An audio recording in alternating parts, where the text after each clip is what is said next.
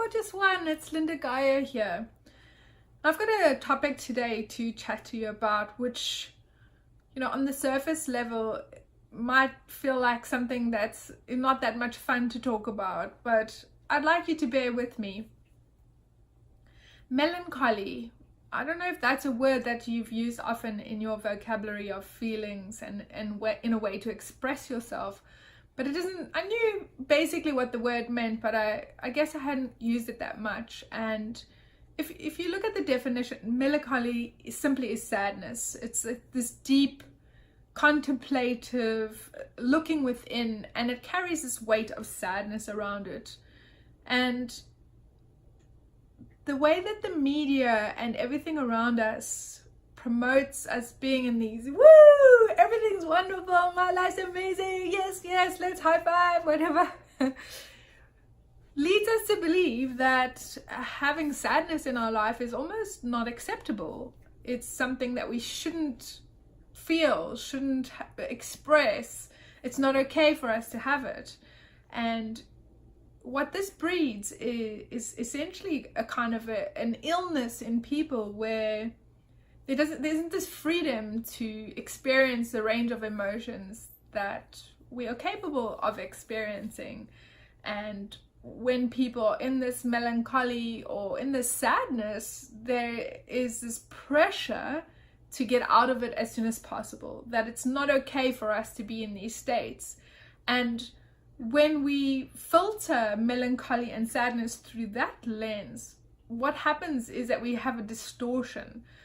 Ultimately, the mind then becomes this fierce and aggressive controlling mechanism that tells us to do certain things, and that there are certain things wrong with us, and that's why we're in these places, these states of melancholy and sadness.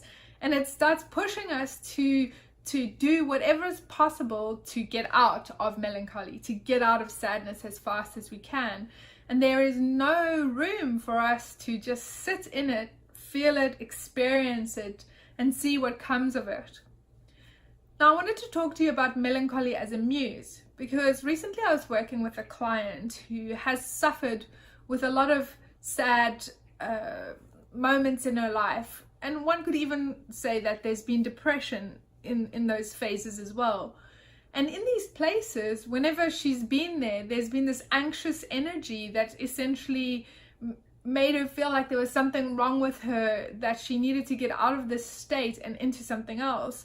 And there's no appreciation or allowing of that space. And what ends up happening is there's a cycle within the mind that, I'm feeling sad or I'm feeling melancholy, therefore there's something wrong with me, therefore I need to do something about it. Oh my goodness, I'm still in this place, there's still something wrong with me, And there's just a cycle that happens in the mind, and that actually creates the intensity of the anxiousness or the intensity of the sadness or the depression. It's almost, it can send you further down into the cycle to a place where it could potentially be unhealthy for you. And the only reason I feel that we get into that place is, number one, we don't trust our body to move us through life. Number two, we give our mind too much control. We allow our mind to make decisions for us. Number three, we listen to the delusion of the mind, the delusion that tells us that there is something wrong with us and something that needs to be fixed. And number four, our society, which does not give us space to experience the full range of emotions that is possible for us. So melancholy as a muse. Now, if you've learned anything about a muse is like this wonderful element in your life that brings new energy, creativity, passion into your life. And I want to share with you that melancholy can be your muse. It can be a creative force in your life if it's experienced in a way that's healthy for you. Now, from a viewpoint of human design, there are actually specific gates, channels, and places in your human design that potentially carry this melancholy energy with it. And if you have these active in your design, then melancholy is part of your design. It's part of how you experience life. It's part of the lens through which you are going to view the world and through which your energy needs to move in order for you to live the life you were designed to live.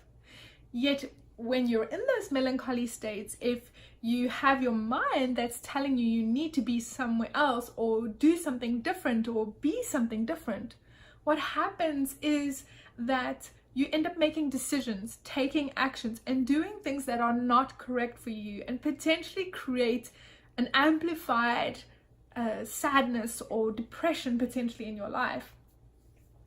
So if I go back to the client that I was speaking about recently, we had a session and there is a lot of melancholy in her design. And as I shared this information with her, what happened is this awakening or this allowing that it's okay for me to have melancholy because that's how I'm designed.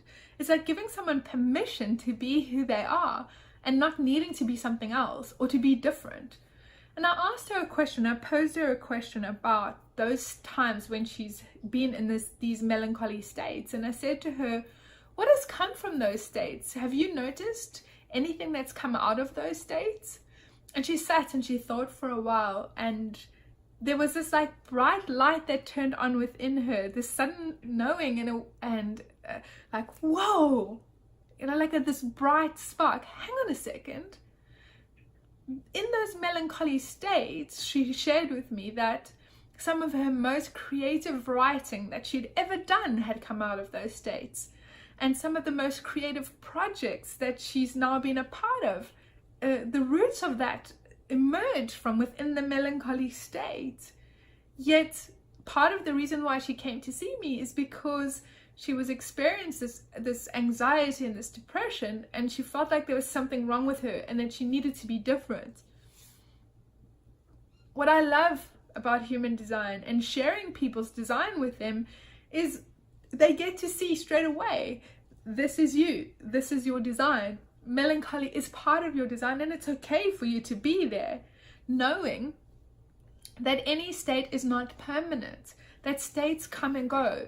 There's an ebb and a wave, a flow of states in our life. And if we just allow our bodies to guide us through life, if we know and we trust this body intelligence, this form intelligence that we have been given, we can stop and go, you know what, I'm feeling melancholy right now, and that's perfectly normal. It's totally okay for me to be here. Perhaps I need more spaciousness in my energy during these times. I need to retreat. I need to give myself space and time to flow, bring out my writing pads and allow my creative energy to flow through these places. And so what we end up seeing is that melancholy becomes the muse rather than the torturer. Melancholy becomes something that is in some level pleasurable, in enjoyment of. Perhaps even we feel a sense of happiness in the melancholy, because when we live incorrectly as ourselves, that melancholy is perfect for us, and there is nothing to fix. There is nothing to change. There is nothing to do about it to make it go away. We just sit in our energy. We sit in our frequency. We align ourselves to who we are, to the strength of who we are, and whether our emotions are up or down does not matter. It's part of the journey of life. It's how we see ourselves through the lens in those waves that creates the distortion. And if we are using our minds to see ourselves, then we have a problem straight away, because the mind will make up a problem. It'll create a reason for you to not be where you are and needing to fix you. So what I would encourage you to do is to learn about your human design chart. Anchor into yourself. Anchor into the awareness and the knowledge of who you are, so that when these states arise within you, you can sit in them comfortably, even pleasurably, and enjoy what they bring for you. And so melancholy truly can be your muse. It can be some of the most transformative and creative energy for you if you are sitting in it and you're being correct, you're living correctly as yourself. Take time to get to know you. Take time to see your conditioning. Take time to connect to your inner intelligence, to your inner authority, and be guided from that place. Because when you do that, life can be truly magical. Because living as yourself is the greatest gift that you or I or anyone can have in our lives. Melancholy truly can be your muse. And if you want to learn more, you know where to find me.